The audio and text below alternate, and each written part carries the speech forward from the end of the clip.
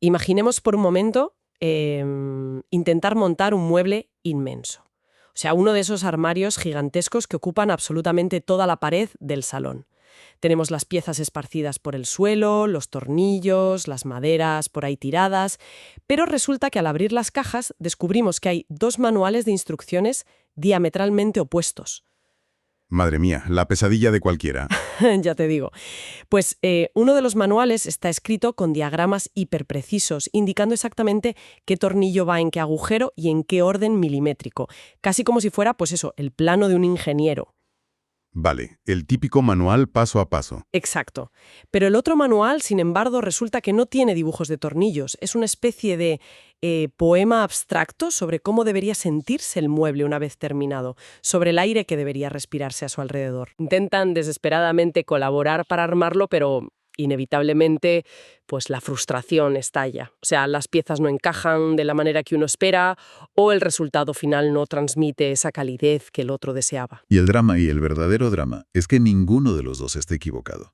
Ambos están absolutamente convencidos de que están siguiendo las instrucciones correctas al pie de la letra. Es, fíjate, la representación perfecta de esa sensación tan común de chocar contra un muro invisible cuando los seres humanos intentamos entendernos a un nivel profundo. Totalmente.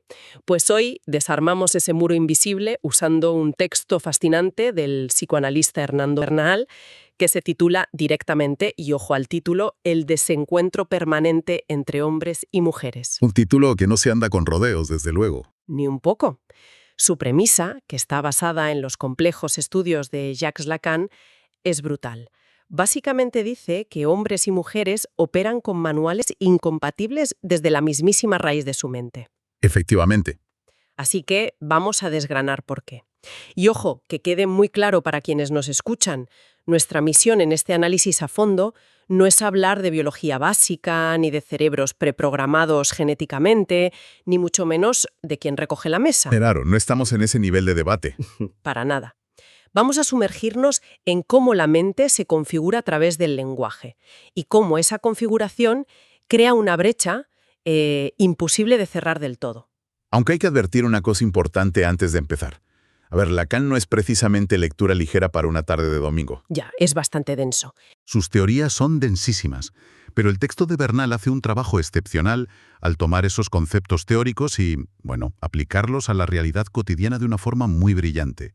Prometo que una vez que logremos iluminar los mecanismos detrás de estas ideas, la perspectiva que ofrece sobre por qué las relaciones son tan a menudo un campo de minas es absolutamente reveladora.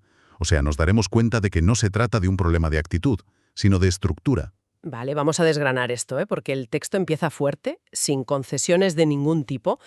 Bernal cita los famosos escritos de Lacan y lanza una afirmación súper categórica. Dice que el goce está prohibido a quien habla como tal. Esa es la frase clave, sí. Y también dice que la ley se funda en esa misma prohibición.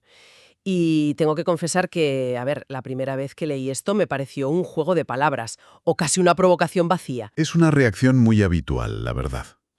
O sea, me están diciendo que por el simple hecho de articular una frase, de hablar, ya se está perdiendo algo fundamental. Ayúdame a entender el salto lógico aquí, por favor, porque me parece que es la base de todo lo demás. A ver, es una reacción totalmente natural, porque claro, usamos el lenguaje todo el tiempo y no parece que estemos perdiendo nada en nuestro día a día.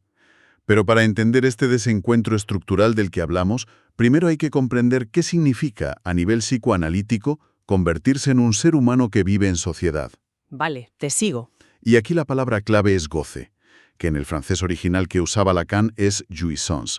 Y ojo, hay que separarla radicalmente de la palabra placer. No son lo mismo. ¿Qué va? El placer es algo medido, agradable, homeostático. Es, por ejemplo, el alivio de beber un vaso de agua cuando hay sed. El goce, por el contrario, es una satisfacción extrema, desbordante, que ignora cualquier límite y que de hecho roza el sufrimiento. Es como una totalidad absoluta. Ostras. Para visualizarlo bien y que la audiencia lo pille, ¿podríamos pensar en la experiencia de un bebé recién nacido? Me parece un ejemplo perfecto. O sea, para ese bebé, al principio, no hay separación entre su propio cuerpo, el pecho que lo alimenta y el mundo que lo rodea. Todo es un bloque único, ¿no? Exacto, no hay fronteras. Claro, si siente hambre, la desesperación es total, el mundo entero se acaba. Y si siente satisfacción, es una fusión absoluta. No hay un yo y un tú. Efectivamente, ese es el estado primigenio de goce puro y absoluto del que habla el psicoanálisis. No hay fisuras. Pero claro, un ser humano no puede sobrevivir ni integrarse en la civilización en ese estado de fusión constante. Sería inviable. Ya, claro, tienes que empezar a interactuar. Eso es. Para formar parte del mundo humano, el sujeto tiene que entrar en el lenguaje y en la cultura. Tiene que aprender a usar las palabras. Y aquí es donde Bernal introduce ese concepto mayúsculo que es la ley. Que supongo que no se refiere a la Constitución o al Código Penal. Exacto. En este contexto, la ley, o lo que el psicoanálisis llama castración simbólica, no es un código penal ni una regla de tráfico. Es la norma fundamental que instaura la cultura. O sea, la norma de la separación. A ver si lo entiendo bien. Es como si, para poder pedir algo, primero tuviéramos que aceptar que estamos separados de ese algo. Ahí le has dado. Está fuera de mí, separada de mí, entonces necesito recurrir al lenguaje. Si conectamos esto con el panorama general, la civilización entera exige un peaje altísimo. El precio de entrada al mundo humano, al mundo del lenguaje, es renunciar para siempre a esa fusión total, a ese goce absoluto. El lenguaje literalmente corta y fragmenta esa plenitud. Por eso el texto subraya que el goce no puede decirse sino entre líneas. Porque las palabras siempre se quedan cortas. Siempre. Inevitablemente. Esto se puede ver de forma muy clara en el día a día. Pensemos en ese momento en el que uno está, no sé, frente a un paisaje abrumador o sintiendo un amor profundísimo e intenta escribir un mensaje de texto para explicárselo a otra persona. La típica frustración de no encontrar las palabras. Claro, se teclea, se borra, se vuelve a teclear y lo que se envía al final, por ejemplo, un «qué bonito es esto», pues parece una traición a la experiencia real. Las palabras han mutilado por completo la inmensidad de lo que se estaba sintiendo. Es un gran ejemplo, sí. Es como si, al llegar al mundo, la sociedad nos presentara una especie de contrato de términos y condiciones. Una entrega su libertad de goce absoluto a cambio de poder comunicarse, tener una identidad y, bueno, no vivir aislado en el mutismo. Tal cual. Pero la letra pequeña de ese contrato dice que, a partir de ese mismísimo momento, siempre habrá un vacío, una falta que es imposible de llenar. Porque el lenguaje nunca, jamás, abarcará la experiencia completa. Esa letanía de la letra pequeña que comentas es la definición exacta de la castración simbólica. Todos los seres humanos que hablan han firmado ese contrato. Todos cargan con esa carencia estructural, con esa falta de totalidad. Pero, y aquí es donde el análisis de Bernal da un giro radical. La trampa de este contrato es que no todos lidiamos con esa pérdida de la misma manera. Ah, no. No. ¿Cómo reorganiza un sujeto su propio goce después de firmar ese contrato? O sea, ¿cómo se posiciona frente a esa ley? Es lo que va a crear la brecha insalvable de la que hablábamos al principio. Y aquí es donde la cosa se pone muy interesante. Porque, a ver, si todos partimos de la misma limitación originaria, de haber firmado ese mismo contrato, la lógica dictaría que sufriéramos las consecuencias de igual forma, ¿no? Claro, sería lo lógico pensar eso. Pero el texto plantea que esta ley afecta de manera radicalmente distinta a la posición masculina y a la posición femenina. Empecemos por la parte masculina, si te parece. ¿Qué le ocurre al goce del hombre una vez que se somete a esta castración simbólica, a este ordenamiento del lenguaje? Pues el texto detalla que, para la posición masculina, la inscripción en la ley tiene un efecto totalizador y cerrado. Según Lacan, para el hombre no existe más goce que el llamado goce fálico. Que suena a algo puramente anatómico, la verdad. Y es imperativo, como bien señala Bernal, despojar al término fálico de esa simple connotación anatómica popular. En psicoanálisis, lo fálico representa un orden. Significa que el goce está completamente acotado, sometido a la regla, al límite. Es un goce que opera bajo la lógica estricta de la castración. O sea, la lógica del todo o nada, del tener o no tener, del objetivo medible y alcanzable. O sea, un goce que funciona, dentro de una cuadrícula muy definida. Así es. Y lo más paradójico es que esta misma limitación, este sometimiento total a la regla, es lo que constituye la identidad sexual masculina en esta estructura. El hombre se identifica a través de esta limitación, de esta constante medición y de la persecución de metas específicas y cuantificables. Pero claro, si la regla es tan estricta para esa visión, ¿qué pasa del otro lado? Porque el texto nos remite al seminario Aún de Lacan, dictado a principios de los años 70.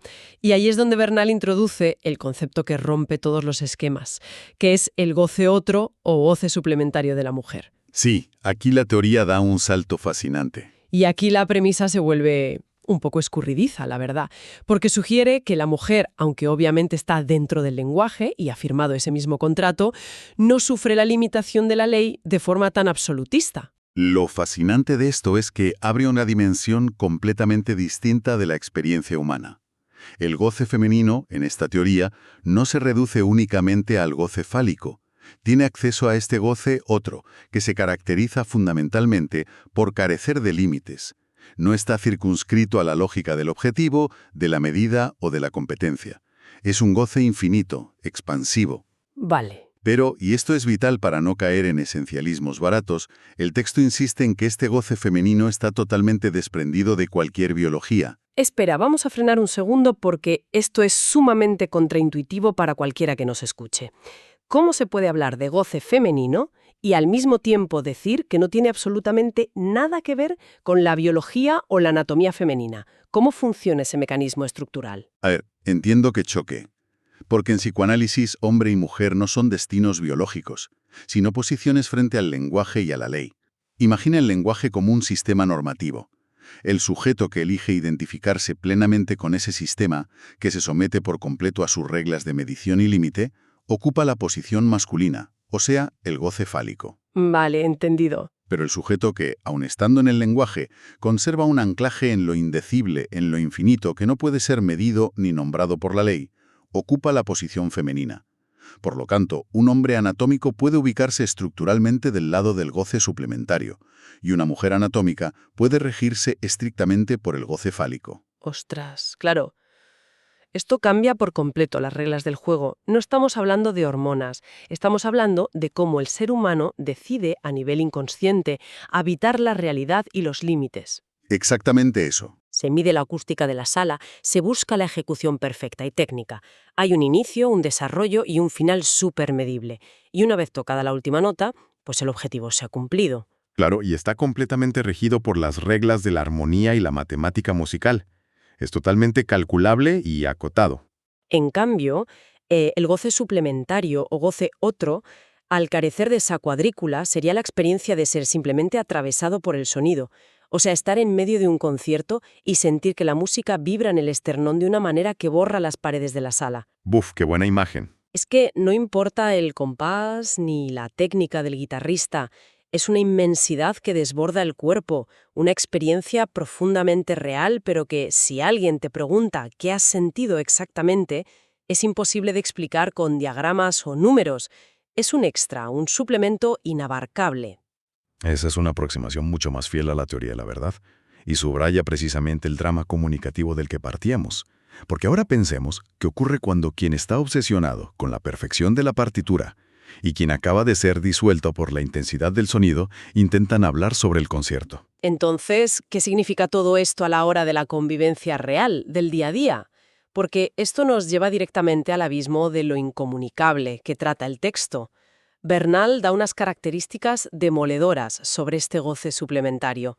Afirma que es, ojo, inconocible para el hombre e indecible para las mujeres. ¿Palabras mayores? O sea, es como intentar conectar dos sistemas operativos que ni siquiera están programados en el mismo idioma de base. Es un agujero negro comunicativo, efectivamente. A ver, es inconocible para quien está firmemente anclado en la posición masculina fálica porque carece de las herramientas conceptuales.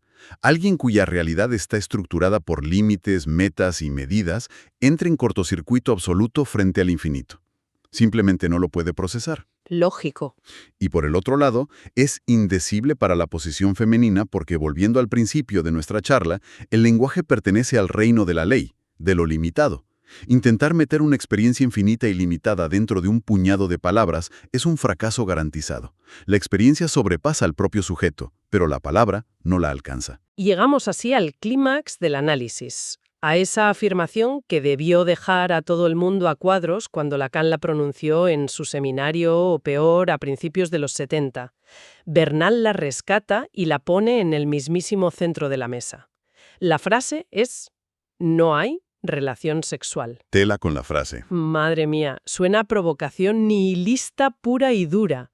Cualquiera que nos escuche dirá, pero bueno, claro que la hay. La gente convive, tiene familias, se relaciona constantemente. ¿Cómo desarmamos este aparente sinsentido? A ver, es innegable que a nivel empírico, biológico y social, las relaciones existen. Lacan no padecía ceguera ante la realidad cotidiana, faltaría más.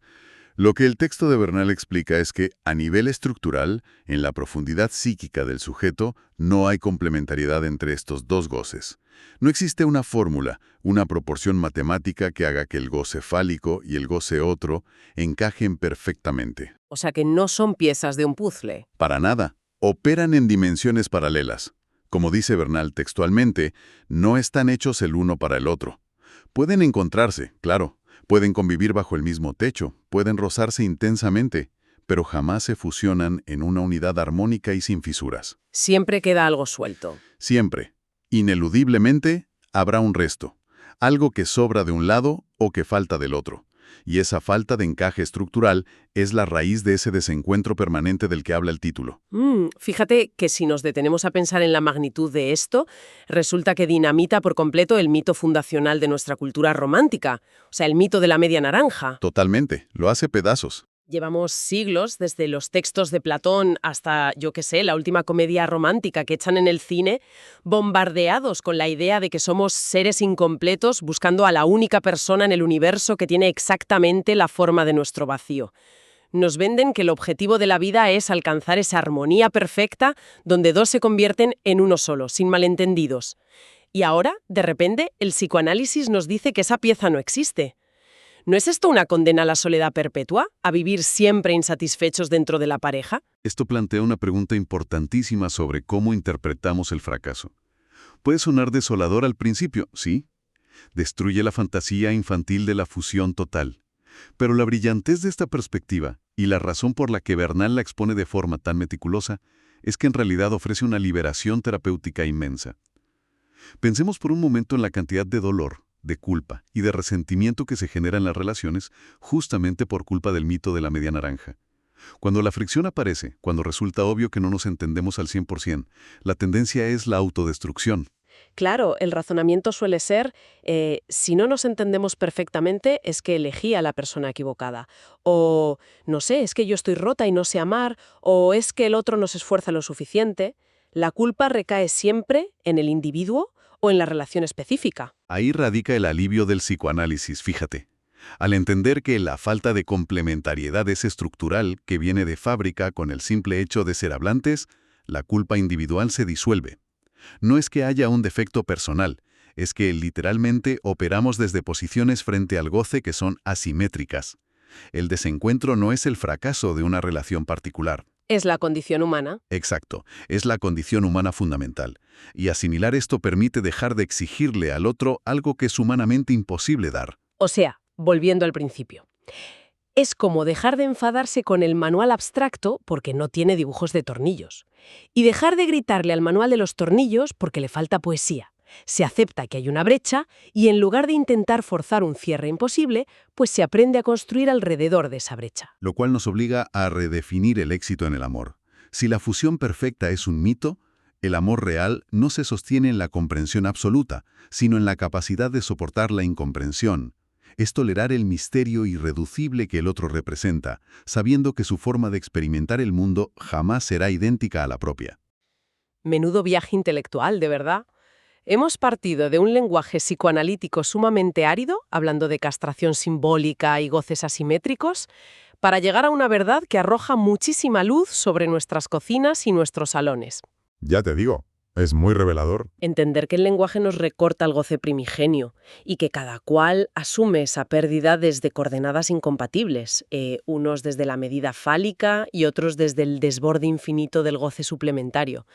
Quita un peso enorme de los hombros. Ese muro invisible no lo hemos levantado nosotros por falta de cariño. Es que venía ya en los cimientos del lenguaje. Totalmente. Pero bueno, Antes de cerrar este análisis a fondo, hay una derivada de todo esto que creo que merece una vuelta de tuerca más. Una idea para que la audiencia la siga rumiando. A ver, cuenta. Hemos establecido, siguiendo a Bernal y Lacan, que la fusión es imposible, que somos entidades condenadas a un desencuentro estructural por la propia forma en la que nuestra mente entra en el mundo de las palabras, y que intentar ser uno solo es, básicamente, una fantasía. Sí, una fantasía que hace daño, además. Exacto. Pero si el otro es fundamentalmente un misterio inaccesible, si siempre va a haber una distancia infranqueable entre cómo experimento yo la realidad y cómo lo hace quien tengo enfrente, pues quizás el amor más genuino no sea encontrar a alguien que hable exactamente nuestro mismo idioma. Quizás la forma más elevada de amor humano sea precisamente el acto voluntario, terco y valiente de intentar traducirse mutuamente cada día, a sabiendas de que la traducción jamás será perfecta. Qué bonito eso que dices. Podría ser que en ese esfuerzo titánico por tender puentes sobre un abismo que sabemos que es insalvable, resida paradójicamente el único milagro real del que somos capaces. Ahí queda eso.